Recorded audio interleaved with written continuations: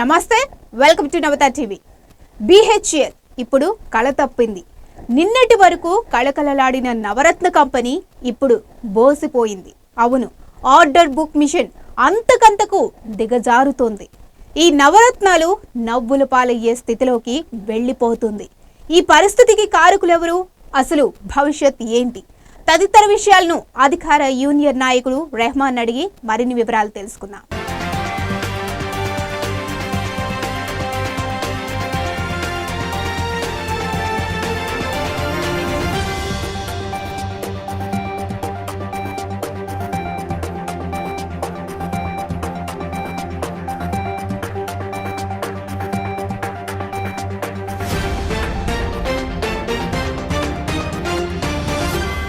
ఇవాళ మా Hyderabad unit 55 years complete చేసినందుకు మా యూనియన్ INTUC తరఫు నుంచి మా ఆల్ ఎంప్లాయీస్ని శుభాకాంక్షలు. అట్లనే మన సెంట్రల్ గవర్నమెంట్ మన ప్రీవియస్లో చేసిన మన సెంట్రల్ లీడర్స్ మన స్వర్గీయ లాల్ బహదూర్ శాస్త్రిజీ ఇది ఫౌండేషన్ చేసి ఇనాగ్రేషన్ చేసింది. తర్వాత మన ఇండస్ట్రీ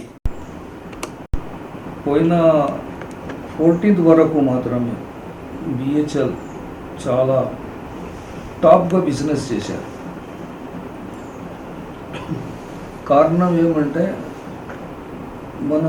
మన BHEL కాదు, ఆల్ టోటల్ BHELస్కి మోనోపోలీ జరిగింది. గవర్నమెంట్ ఆఫ్ ఇండియా తరఫు నుంచి మన BHELకు ఫుల్ సపోర్ట్ ఉండే. అప్పుడు ఏ ఆర్డర్స్ కానీ గవర్నమెంట్ ఆర్డర్స్ BHEL తప్ప ఎవరికి ఇవ్వలేదు గవర్నమెంట్.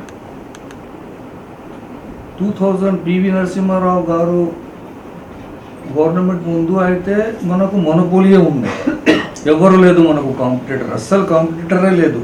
BHELకు మొనోపోలియే జరిగింది. PV నరసింహారావు గారు వచ్చిన తర్వాత అది గ్లోబలైజేషన్ స్టార్ట్ అయింది. గ్లోబలైజేషన్ స్టార్ట్ అయిన తర్వాత కొద్దిగా మనకు కాంపిటీటర్స్ మనకు తయారైపోయారు. కానీ మనకు గ్లోబలైజేషన్ అయిన తర్వాత కూడా మన BHELకు ఏం ఎఫెక్ట్ కాలేదు. వచ్చే ఆర్డర్స్ మనకు వచ్చింది. ఎందుకంటే మన BHEL ఏం ప్రొడక్ట్స్ ఇస్తారు కస్టమర్స్ చాలా సాటిస్ఫైడ్ ఉంటుంది. మనకు మెయింటెనెన్స్ తక్కువ వస్తుంది. మెయింటెనెన్స్ వస్తే కూడా immediate sales and service department ఒకటి మన దగ్గర ఉంది, చాలా బాగా యాక్టివ్గా పనిచేస్తుంది. దానికోసం కస్టమర్స్ ఎక్కువ మన BHELకి ఆర్డర్స్ ఇచ్చింది. కానీ ఇది 14th తర్వాత మనకు కొద్దిగా ఎఫెక్ట్ ఏం పడింది అంటే ఇది వచ్చే ఇప్పుడు ప్రస్తుతంలో ఉన్న government anti public sectors thinking government anti labour పాలసీస్లో పోతున్నారు. మొత్తం కంపెనీస్ను అమ్మాలని ప్లాన్ చేస్తున్నారు. Not only BHEL, all public sectors అంతా అంటున్నారు. సరే, ఎప్పుడు అవుతుంది అది వేరే సంగతి. కానీ ఇప్పుడు మాకు వచ్చే ఆర్డర్స్ కూడా మనకు రానిస్తలేదు. BHELకు వచ్చే ఆర్డర్స్ ఇప్పుడు ఫర్ ఎగ్జాంపుల్ మనకు ఒక 4 years బిఫోర్ మన కేసీఆర్ గారు మనకు యాదాద్రిది మన కాళేశ్వరం ఒక ప్రాజెక్ట్ ఉంది, వితౌట్ టెండర్ మనకి ఇచ్చారు. ఏమని ఇచ్చారు? ఇది గవర్నమెంట్ కంపెనీ, మన గవర్నమెంట్ ఆర్డర్, గవర్నమెంట్ కంపెనీకే పోవాలా. అందుకే నేను ఎవరు ఏం మాట్లాడినా ఏం బిలేమ్ చేస్తున్నావు, బిలేమ్ చేయి పర్వాలేదు, కానీ నేను BHELకి ఇస్తామని మనకు దాదాపు 40,000 crore ఆర్డర్స్ ఇచ్చారు. కానీ ఈ సేమ్ గైడ్ లైన్స్లో సెంట్రల్ గవర్నమెంట్ పోతలేదు. సెంట్రల్ గవర్నమెంట్ మనకు ఏం సపోర్ట్ చేస్తున్నారు? మన ఆర్డర్సే జపాన్కి, చైనాకి, జర్మన్కి ఇస్తున్నారు. ఒక ఎగ్జాంపుల్ ఏమంటే ఒక బిఫోర్ లాస్ట్ ఇయర్ మనకు ఆతుల్ సోప్తి గారు అని మాకు CMD ఉంది. ఆయన BHELలోనే యాజ్ ఎ జూనియర్ ఇంజనీర్గా జాయిన్ అయ్యి CMD వరకు ఇక్కడ BHELలోనే పనిచేసింది. పాపం ఆయన పిలిచి మా సంజీవరెడ్డి గారు కూడా చెప్పినాం, మనకు దాదాపు 50 రైల్వే ఇన్సూరెన్స్ ఆర్డర్స్ ఉన్నాయి. ఈ Jhansi unit, BHEL Jhansi unit మన స్వర్గీయ ఇందిరాగాంధీ గారు ఓన్లీ ఫర్ రైల్వేస్ ఇంజన్స్ కోసమే ఎస్టాబ్లిష్ చేసింది యూనిట్. అది ఇప్పుడు వరకు రైల్వే ఇంజన్స్ నుంచి ఇచ్చారు మన ఝాన్సీ. అయితే మనకు వచ్చే ఆర్డర్స్ మనకి ఇవ్వమంటే మన పిఎం గారు మీకు ఇయ్య అంటున్నారు. కొద్దిగా మా ఎఫోర్ట్ సరిపోతలేదు మాకు. కొద్దిగా మీరు సెంట్రల్ ట్రేడ్ యూనియన్స్ కోఆర్డినేషన్ కమిటీతో సహా మీరు పోయి మాట్లాడి మాకు అది ఆర్డర్స్ ఇప్పిస్తే బాగుంటుందని రిక్వెస్ట్ చేస్తే మన సంజీవరెడ్డి గారు ఆల్ సెంట్రల్ ట్రేడ్ యూనియన్స్ను పిలిచి బిఎం దగ్గర పోయి రిక్వెస్ట్ చేసింది. మన చేసింది యూనిట్ అది ఓన్లీ ఝాన్సీ యూనిట్ చేస్తారు రైల్వే ఇంజన్స్. అదే రైల్వే ఇంజన్స్ 50 రైల్వే ఇంజన్స్ మీరు ఇయ్య అంటున్నారంట. అంటే అవును నేను ఇయ్యా మీకు, మేము జపాన్ ఇస్తున్నాం, మాకు పొలిటికల్ కమిట్మెంట్స్ ఉన్నాయి, మీకు ఇవ్వండి. ఈ పరిస్థితిలో బిహెచ్ఎల్ ఎక్కడ పోవాలా ఏం చేయాలో అర్థమైతే లేదు మాకు. ఎస్పెషల్లీ మా హైదరాబాద్ యూనిట్ అంటే డిపెండ్ ఉన్నాయి only gas turbine, steam turbine and oil rigs మీద. చిన్న వేరే ప్రోడక్ట్స్ కూడా ఉన్నాయి మాకు, హీట్ అండ్ ఎక్స్చేంజర్స్ ఉన్నాయి, మన బాల్ మిల్స్ ఉన్నాయి, పంప్స్ ఉన్నాయి. కానీ అది ఏమంటే దానిలో ఇన్వెస్ట్మెంట్ ఎక్కువ, ప్రాఫిట్ తక్కువ. అదే ఇప్పుడు మనం చేస్తున్నది బిహెచ్ఎల్. యాక్చువల్లీ వచ్చే ఆర్డర్స్ మనకు turbines and gas turbines and oil rigs 0. ఈ సంవత్సరం మాత్రమే మనకు అస్సలే లేదు కరెక్ట్, అస్సలే లేదు. గ్యాస్ టర్బైన్ కస్టమర్స్ ఏమంటున్నారు, మాకు గవర్నమెంటే గ్యాస్ సప్లై చేస్తేనే లేదు, మేము మీ ప్రొడక్ట్ చేసి మేమేం చేయాలని గ్యాస్ టర్బైన్స్ ఆర్డర్ వస్తున్నారు. ఈ స్టీమ్ టర్బైన్స్ కానీ ఇండస్ట్రియల్ టర్బైన్స్ కానీ మార్కెట్లో మా కాంపిటీటర్స్ వచ్చి 35-40% తక్కువ టెండర్ వేసి మనతో తీసుకుపోతున్నారు, మనకు రాని ఇస్తారు. ఆయిల్ రిగ్స్ మాత్రమే మన పిఎం గారు అంటున్నారంట, అది డ్రిల్లింగ్ చేసి ఆయిల్ డ్రిల్ చేసి ఆయిల్ బయటికి తీసుకొచ్చి ప్యూరిఫై చేసి మనం మార్కెట్లో తీసుకొచ్చే వరకు రెడీమేడ్ మనకు దొరుకుతున్నాయి కదా. ఎందుకు అనవసరంగా మనం కసరత్ చేయాలా, ఎందుకు చేయాలా? ఇలాంటి థింకింగ్స్లో ఉన్న గవర్నమెంట్తో మనము ఎట్లా మనకు ఎట్లా ప్రొటెక్ట్ చేయాలో మాకు అర్థమైతే లేదు. వేరే పబ్లిక్ సెక్టర్స్ కూడా సేమ్ సిచ్యువేషన్స్లో ఉన్నాయి. ఇవాళ రేపు బిఎస్ఎన్ఎల్ కానీ మన బిఈఎల్ కానీ ఏ పబ్లిక్ సెక్టర్స్ ఓఎన్జీసీ కానీ ఆయిల్ ఇండియా కానీ ఆల్ పబ్లిక్ సెక్టర్స్కు ఈ గవర్నమెంట్ ఒక్క చిన్న గ్రూప్ కార్పొరేటర్స్, చిన్న గ్రూప్ అడానీ అంబానీ లాగా చిన్న గ్రూప్స్ను బెనిఫిట్ చేయాలని కరోడ్స్ ఆఫ్ పీపుల్స్ను డ్యామేజ్ చేస్తున్నారు, లైఫ్తో ఆడుతున్నారు. ఎట్లా చేయాలో మాకు అర్థమైతే లేదు. మా సెంట్రల్ ట్రేడ్ యూనియన్ లీడర్స్ మా సంజీవరెడ్డి గారు ఆధ్వర్యంలో మా సంజీవరెడ్డి గారు కోఆర్డినేషన్ కమిటీ చేసి ఆయన చైర్మన్షిప్లో చాలా స్ట్రగుల్ చేస్తున్నారు. 3 నెలలకు ఒకసారి, 4 నెలలకు ఒకసారి జర్నల్ స్ట్రైక్ చేయాలని జర్నల్ స్ట్రైక్ చేస్తున్నారు, ధర్నా ప్రోగ్రాంలు చేస్తున్నారు, అన్నీ చేస్తున్నారు. కానీ వాళ్ళు ఒక్క సెకండ్ కూడా వాళ్ళు వినడానికి రెడీ లేదు. ఏం చేస్తూ చేయకు, ఎవరు చెప్తూ చెప్పుకో, ఎందుకంటే వాళ్ళ దగ్గర చాలా ఫుల్ మెజారిటీ ఉన్నాయి, ఎవరు మాట వింటే లేదు. ఇప్పుడు మన పొలిటికల్ పార్టీస్ ఈ కార్పొరేట్ ఎలక్షన్ తర్వాత స్టార్ట్ చేశారు, ఎక్కడి వరకు పోతుంది అని మాట చూద్దాం. మా కేసీఆర్ గారు మన సీఎం గారు అంటున్నారు, నేను ఆల్ పొలిటికల్ పార్టీస్ని పిలిచి పొలిటికల్ ఫైట్ కూడా చేస్తా, పొలిటికల్ ఒక ప్లాట్ఫామ్ తయారు చేసి పొలిటికల్ ప్లాట్ఫామ్ ద్వారా మేము అడుగుతామని చెప్తున్నారు. ఎంతవరకు చేస్తారో చూద్దాం. ఒకవేళ అది అయిందా అనుకో మా సెంట్రల్ ట్రేడ్ యూనియన్స్కు చాలా సపోర్ట్ దొరుకుతుంది. ఎస్పెషల్లీ మన బిహెచ్ఎల్ హైదరాబాద్ సిచ్యువేషన్స్ అయితే చాలా ఆక్వర్డ్ పొజిషన్స్లో ఉన్నాయి, ఆర్డర్సే లేదు.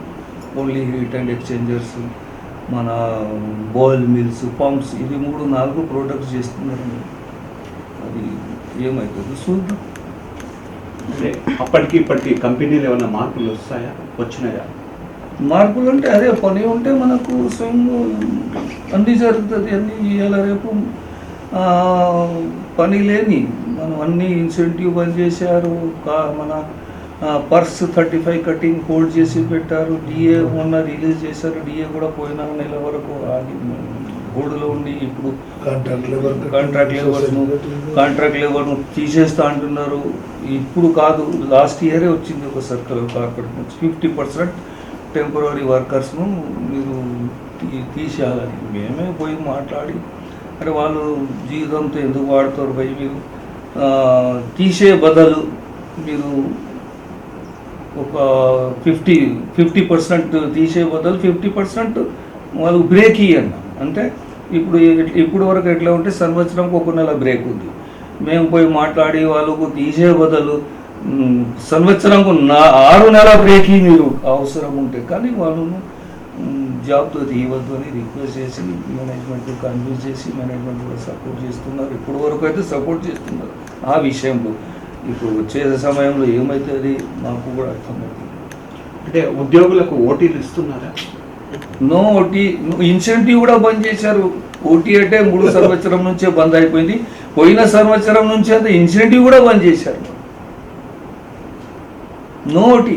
అయినా ఇప్పుడు న్యూ లేబర్ యాక్ట్ చేంజెస్ ఏం చేస్తున్నారు, అమెండ్మెంట్ చేయాలని ప్లాన్ ఏం చేస్తున్నారు మన సెంట్రల్ గవర్నమెంట్, మన బీజేపీ గవర్నమెంట్. లేబర్ యాక్ట్లో యాక్చువల్లీ మనకు 44 లేబర్ యాక్ట్స్ ఉన్నాయి. మనకు వర్కర్స్ను ప్రొటెక్ట్ వర్కర్స్ ఫేవర్లో 44 యాక్ట్స్ ఉన్నాయి. 44లో 4 ఉంచుకొని 40 తీసేస్తున్నారు. అది 40లో ఏమి ఉన్నాయంటే మీరు ఓటీ అడగడానికి రైట్ లేదు, ఇన్సెంటివ్ నో, మేనేజ్మెంట్ ఏ షిఫ్ట్లో రామంటే ఆ షిఫ్ట్లో రావాలా, 8 hours duty not compulsory 8 hours. ఒకవేళ మీకు పని ఉంటే 9 hours కూడా చేయాలా, 10 hours కూడా చేయాలా. OT అడగవద్దు, incentive అడగవద్దు. లేడీస్ను ఏం రిలాక్సేషన్స్ లేదు. 3rd షిఫ్ట్లో రామంటే లేడీస్ కూడా 3rd షిఫ్ట్లో రావాలా. స్ట్రైక్ చేయడానికి మీకు హక్కే లేదు. స్ట్రైక్ చేస్తే 2 లక్షల జుర్మానా, 5 సంవత్సరం జైలు అంట. ఇప్పుడు మనకు ఫండమెంటల్ రైట్స్ ఉన్నాయి. ఒకవేళ మన ప్రొటెక్ట్స్ మన రైట్స్ మనం అడగడానికి మేనేజ్మెంట్ డిలే యాక్టివ్ చేస్తే మనకు స్ట్రైక్ చేయాలని మనకు ఫండమెంటల్ రైట్స్ ఉన్నాయి. ఇప్పుడు అది తీసేసింది. నో స్ట్రైక్ చేస్తే ఇంటికి పోవాలా, నో డిస్మిస్ ఫ్రమ్ సర్వీస్, మళ్ళీ జైలు కూడా చేస్తా అంటుంది. ఇప్పుడు recruitment policy no recruitment, permanent recruitments అవ్వాలి లేదు, only terms fixed term recruitment అని ఒక స్కీమ్ తయారు చేస్తుంది. ఫిక్స్డ్ టర్మ్ ఎంప్లాయ్మెంట్ అంటే ఓన్లీ 4 years కోసం, 4 సంవత్సరం కోసం రిక్రూట్ చేస్తాడట. 4 సంవత్సరం తర్వాత మీ హెచ్ఓడి ఒకవేళ మీకు ఓకే నో ప్రాబ్లం సాటిస్ఫైడ్ అని రిపోర్ట్ ఇస్తే మీకు మళ్ళా 4 సంవత్సరం కోసం రెన్యువల్ చేస్తాడు, లేకుంటే ఇంటికి పోవాలి. అంటే ప్రజెంట్ ఎన్ని యూనియన్లు ఉన్నాయి ఇక్కడ మన దగ్గర యూనియన్ అయితే 13 ఉన్నాయి, కానీ సెంట్రల్ యూనియన్స్ 4 ఉన్నాయి. ఐఎన్టీయూసీ, ఏఐటీయూసీ, C2, BMS, అంతే కదా 4. హెచ్ఎంఎస్ కూడా ఉన్నాయి, కానీ పార్టిసిపేషన్ లేదు. అంటే కంపెనీ మూసివేసే దిశగా ఉంది అని బయట పుకారు, అది ఎంతవరకు నిజమా కాదా?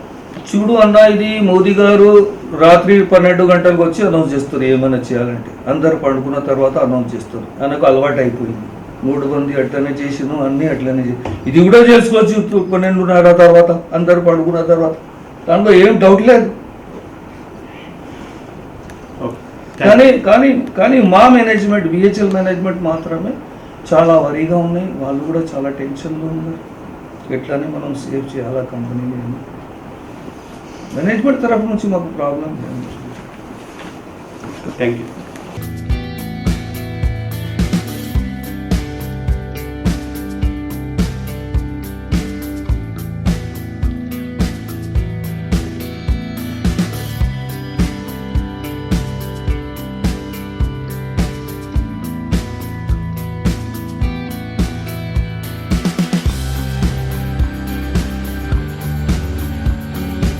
నమస్తే అండి. అన్న నమస్తే అందరికీ. ఇప్పుడు బిహెచ్ఎల్కి సంబంధించి 55 సంవత్సరాలు అయిపోయింది నిన్నటితో. ఇప్పుడు అప్పుడున్న యూనియన్ ఏంది, ఇప్పుడు యూనియన్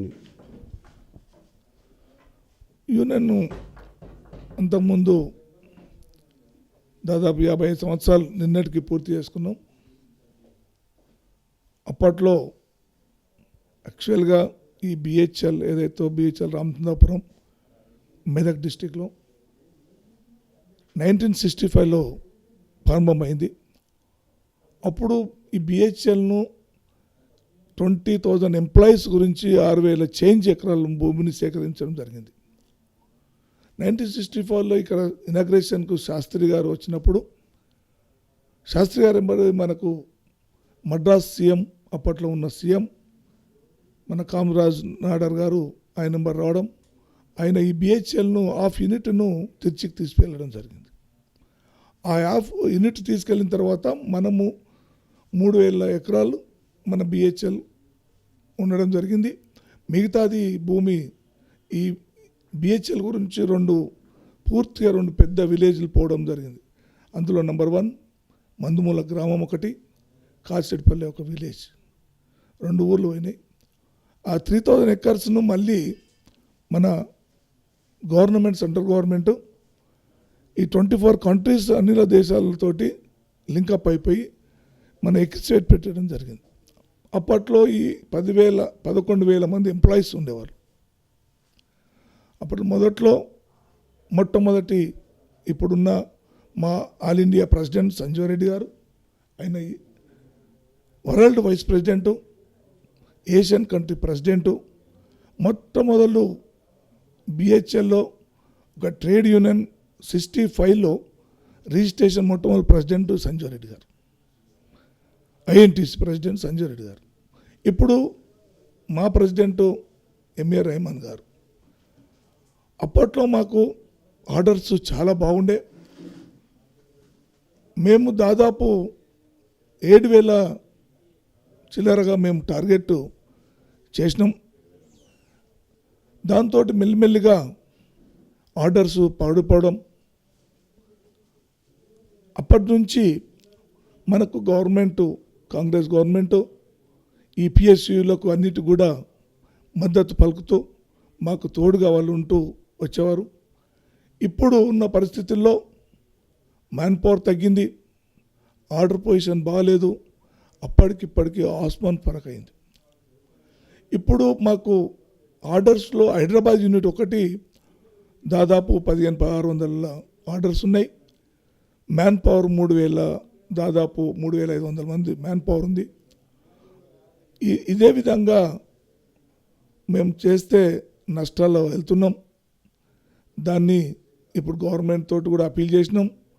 మా పెద్దలు సంజయ్ రెడ్డి గారు కూడా ఈ బీజేపీ గవర్నమెంట్, మోదీ గారు కూడా ఆర్డర్స్ను ఇవ్వాలని చెప్పేసి, వేరే కంట్రీస్కి ఇవ్వద్దని చెప్పేసి కూడా లెటర్స్ కూడా రాయడం జరిగింది.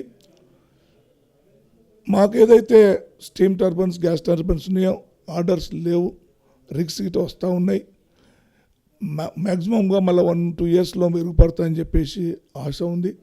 కంపల్సరీ అప్ డౌన్ అవుతూ ఉంది. మళ్ళీ నవరత్నాల్లో ఒకటి నవరత్నం మన బిహెచ్ఎల్ బాగుంటుందని చెప్పేసి మా యొక్క అందరి యొక్క ఆశలు బాగుపడతాయని చెప్పేసి కూడా మేము అనుకుంటా ఉన్నాం. అంటే ఇప్పుడు యూనియన్లు ఎన్ని ఉన్నాయి ఇక్కడ రామచంద్రాపురం బిహెచ్ఎల్? యూనియన్స్ దాదాపు 10-15 యూనియన్స్ ఉన్నాయి. మేజర్గా ఇప్పుడు ప్రజెంట్ మొన్న గెలిచిన దాంట్లో జేసీ అనేది మాకు కమిటీ, కార్పొరేట్కి జేసీ ఉంటుంది, జైన్ కమిటీ. దాంట్లో ఇద్దరమే వచ్చాం. ఫస్ట్ రికగ్నైజ్ ఉన్న ఐఎన్టీసీ, మిగతా మన ఏఐటీసీ వాళ్ళు 1-2 యూనియన్సే ఉన్నాయి. ప్రథమంగా ఒక బిఎంఎస్ ఉంది. బిఎంఎస్ వాళ్ళకు జేసీ రాలేదు, ఓటో రాలేవు, 3-4 ఏళ్ళకి డిపాజిట్ కూడా రాలేదు. ఇప్పుడు బిహెచ్ఎల్ చరిత్రలో హైయెస్ట్ గెలిచింది అంటే ఓన్లీ ఐఎన్టీసీ. అంటే ఆర్డర్ పొజిషన్ ఏంటి అప్పటికి ఇప్పటికి? అదే ఇప్పుడు నేను ఆర్డర్ పొజిషన్ ఇప్పుడు చాలా తగ్గిపోయినాయి. ఎందుకంటే మాది ఏదైతే 250 మెగావాట్స్ ఉన్నాయో ఈ 250 మెగావాట్స్ వస్తలేవు. ఇప్పుడు అన్ని 500 మెగావాట్స్, 1000 మెగావాట్స్. మా యూనిట్స్ 17 యూనిట్స్ ఉన్నాయి, బిహెచ్ఎల్ యూనిట్స్. ఇప్పుడు పెద్ద భూపాల్, హరిద్వార్ 500 మెగావాట్స్ చేస్తూ ఉన్నారు. ఇప్పుడు భూపాల్, హరిద్వార్ ఆర్డర్స్ బాగున్నాయి. హైదరాబాద్ యూనిట్సే కొద్దిగా లేవు. మేము స్పేర్స్ చేస్తూ ఉన్నాం. స్పేర్స్లో ప్రాఫిట్ ఎక్కువ ఉంటుంది. మాకు ఆర్డర్స్ ఇప్పుడు ఇక్కడే మాకు 2 యూనిట్స్ ఉన్నాయి, P&SD కూడా. మొన్ననే రీసెంట్లీగా 350 కోట్ల ఆర్డర్స్ వచ్చినాయి. మొన్న మాకు కూడా ఒక 100 కోట్ల ఆర్డర్స్ వచ్చినాయి. మెల్లిమెల్లిగా వస్తాయని చెప్పేసి ఆశిస్తున్నాం. కార్పొరేట్ కానీ మా వంతు కూడా మేనేజ్మెంట్కు సహకరిస్తున్నాం. ఆల్ జిఎమ్స్, ప్లాట్ కౌన్సిల్స్, షాప్ కౌన్సిల్లో కూడా ప్రెజర్ చేస్తున్నాం. అంతిమంగా మాకేమవుతుందంటే ఏదైతే మోదీ గారు గవర్నమెంట్ పిఎస్సిలను ప్రైవేట్ చేయాలని చెప్పేసి ఆయన ఒక కంకణం కట్టుకున్నాం. లాభాల్లో వస్తున్న పిఎస్సిలను ప్రైవేట్ చేయొద్దని చెప్పేసి మేము ప్రాధాయపడతా ఉన్నాం. మాకు ఆర్డర్స్ మీరు ఇవ్వండి, మేము ఇన్ టైంలో చేస్తామని చెప్పేసి మేము all trade union central leaders కూడా అన్ని సెంట్రల్ లీడర్స్కు చైర్మన్ మా సంజయ్ రెడ్డి గారు. ఎందుకంటే ఒక బిఎంఎస్ తప్ప AITUC, CITU, HMS, federations, UTC ఇవన్నిటి కూడా చైర్మన్ సంజయ్ రెడ్డి గారు. ఆయన ప్రయత్నం కూడా చేస్తూ ఉన్నాడు. మాకు ఆర్డర్స్ వస్తాయని చెప్పేసి నమ్మకం ఉంది. అంటే అప్పటి యూనియన్ల పాత్ర, ఇప్పుడు ప్రజెంట్ యూనియన్ల పాత్ర ఎలా ఉంది? యూనియన్స్ పాత్ర అప్పుడు ఎట్లుందో ఇప్పుడే ఉంది. కానీ ఏదైతే గవర్నమెంట్, సెంట్రల్ గవర్నమెంటు మాకున్న 44 చట్టాలను 4 చట్టాలను కుదిరిస్తూ ఉన్నది. ఈ గవర్నమెంటు కార్మిక చట్టాలను కార్మికులకు సంఖ్యలు వేసే ప్రయత్నం చేస్తుంది. దాంట్లో పోరాటం కూడా చేస్తూ ఉన్నాం. స్ట్రైక్ చేసేది లేదు, మీరు ఏం మీ మేనేజ్మెంట్ని అడగొద్దు అని చెప్పి ఉంటున్నాడు. అట్లాంటిదిగా మేము మొన్న రీసెంట్లీగా మేము ఆల్ ఇండియా పిలుపు కూడా మా సెంట్రల్ లీడర్స్ ఇవ్వడం జరిగింది. దాంట్లో కూడా మేము భాగంలోనే స్ట్రైక్ చేయడం జరుగుతూ ఉంది. అంటే బయట పుకార్లు కంపెనీ మూసివేసే విధంగా ఉంది అన్నట్టు బయట పుకార్లు వస్తున్నాయి. అది ఎంతవరకు నిజం? దాంట్లో కొంత వాస్తవము అని అనలేం. కానీ ఇప్పుడు ఉన్న ఆర్డర్ పొజిషన్లో మాకేదైతే ఆల్ బిహెచ్ఎల్స్లో ఇప్పుడు ఏదైతే ఎకనామికల్గా అందులో ఒకటి భయంకరమైన మీ అందరికీ తెలుసు, ఈ 2020 ఏదైతే ఉందో మనకు మ్యాక్సిమం కరోనా దాని దిక్కెళ్ళి కొద్దిగా మనకు ఎకనామికల్గా కొద్దిగా ఆర్డర్స్ పొజిషన్స్ మాకు ఇబ్బంది అయింది. అది వాస్తవమే. కానీ కంపెనీ మూసేయడం అనేది 100% జరగదు. కంపల్సరీ ఆర్డర్స్ వస్తాయి, ఇంప్రూవ్మెంట్ అవుతాయి. ఎందుకంటే ఉన్నది మన తెలంగాణలో అతిపెద్ద ఇండస్ట్రీస్ 3 ఒకటి బిహెచ్ఎల్, ఒకటి బీడిఎల్, ఒకటి డిఫెన్స్ని కూడా సెంట్రల్ గవర్నమెంట్ ప్రైవేట్ చేస్తామని చెప్పేసి అంటే all defence employees 21 days total family తోటి కూడా డ్యూటీకి పోకుండా గేట్ల ముందు కూర్చున్నారు. దాని తర్వాత కొద్దిగా గవర్నమెంట్ కూడా దిగొచ్చి వాళ్ళు ప్రైవేట్ చేయకుండా కార్పొరేషన్ చేస్తామని చెప్పేసి ఇప్పుడు అబెన్స్లో పెట్టారు. ప్రైవేట్ కూడా చేయొద్దని చెప్పి ట్రేడ్ యూనియన్స్ కూడా అని చెప్పారు.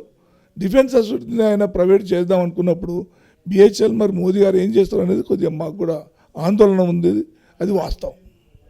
అంటే యూనియన్లకు పాసులు తక్కువ చేశారని తెలిసింది, అది ఎంతవరకు? పాసులు అనేది ఇది ఒక ఎక్కడ కూడా స్టాండింగ్ పాసులు తీసుకోవాలనేది లేదు. ఇది అండర్స్టాండింగ్. ఇది ఒక సోషల్ వర్క్. పాసెస్ అనేది సోషల్ వర్క్. ఎందుకు పాసెస్ కొంత ఎందుకు తీసుకుంటామంటే వెసులుబాటుగా ఒక మనం పొద్దున్న లేవగానే డ్యూటీకి వస్తున్నప్పుడు కార్మికులు కానీ ఎంప్లాయీస్ సోదరులు కానీ ఎక్కడైనా చిన్న ఇన్సిడెంట్ జరిగితే అతన్ని ఇమ్మీడియట్లీ తీసుకెళ్ళి హాస్పిటల్ తీసుకెళ్ళి సోషల్ వర్క్ చేయడానికి అవసరం ఉంటుంది. అది లేకపోతే ఏమవుతుందంటే లేట్ కటింగ్ అవుతుంది, ఆబ్సెంట్ అవుతుంది, అతనికి వేతనం కట్ అవుతుంది. కాబట్టి ఈ ఏదైతే మనం పోయేదానికి ఆస్కారం మనకు ఉంటుందో ఆ ప్రాసెస్ తోటి ఏమవుతుంది, మేము ఇమ్మీడియట్లీ హాస్పిటల్ తీసుకెళ్ళడం, ఈ సోషల్ వర్క్ చేయడానికే కేవలం ప్రాసెస్ తీసుకుంటాం తప్ప మిగతా దానికి మేము ఎందుకంటే బార్డర్ల సెక్యూరిటీ ఎంతనో లీడర్ కూడా అదే సెక్యూరిటీ లెక్క మేము భావిస్తాం. మీరు అన్నారు ఇంతకుముందు నేను వీళ్ళ నాయకుని విలువాల ఏ విధంగా ఉన్నారు. అసలు ట్రేడ్ యూనియన్ నాయకుడు కాదు, సేవకుడు. నా దృష్టిలో ట్రేడ్ యూనియన్ సేవకుడు. ఎందుకంటే 24 hours సెక్యూరిటీగా పని చేయవలసిన అవసరం ఉంటుంది. ఎందుకంటే కార్మికునికి ఫ్యాక్టరీలో ఏ చిన్న ఇష్యూ జరిగినా మిషన్ తోటి ఏమన్నా ఇబ్బంది అయినా ఇమ్మీడియట్గా స్పందిస్తూ వాళ్ళకి సేవ చేయవలసిన అవసరం కార్మికులు ఉంటుంది. కాబట్టి ఆ విధంగా కొంత వెసులుబాటుగా మేనేజ్మెంట్ అండర్స్టాండింగ్గా మేము తీసుకోవాల్సిన అవసరం ఉంటుంది. అంటే గతంలో ఎంతమంది ఉద్యోగులు ఉండేవారు, ప్రజెంట్ ఎంతమంది ఉన్నారు? గతంలో దాదాపు 11,000 మంది ఎంప్లాయీస్ ఉంది. మెల్లమెల్ల తగ్గుకుంటూ వచ్చారు. ఇప్పుడు దాదాపు 3,500 మంది ఎంప్లాయీస్ ఉన్నారు.